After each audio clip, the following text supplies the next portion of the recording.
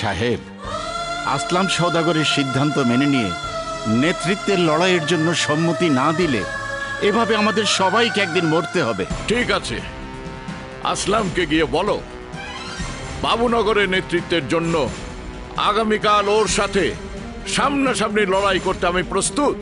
বড় সাহেব, আপনি ভাইদেরকে হারিয়ে নিঃস্ব হয়ে গেছেন, তারপরেও ওই আসলাম সওদাগরের বিরুদ্ধে লড়াইয়ের সম্মতি দিচ্ছেন?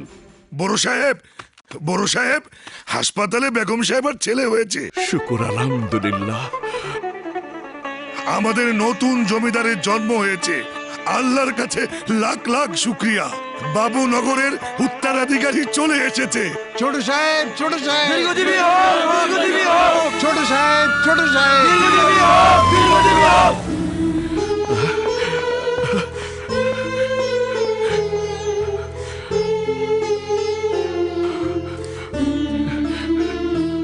বাবা, আমার ছেলে কোথায়?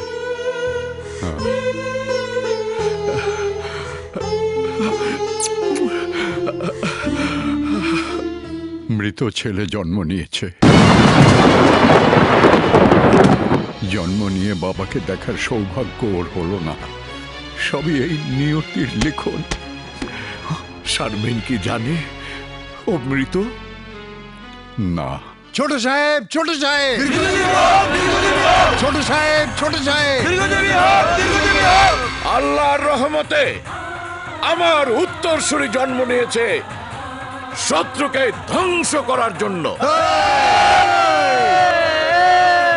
কিন্তু আমার এই সন্তানের কথা আজ থেকে আপনাদের সবাইকে ভুলে থাকতে হবে। মনে করতে হবে আমার কোনো সন্তান জন্মই হয়নি। ওই শত্রুদের বিরুদ্ধে লড়াই করার জন্য ওকে বাবুনগরের বাইরে পাঠাবো। আজ থেকে 25 বছর পর আমার ছেলে আপনাদের কাছে ফিরে আসবে।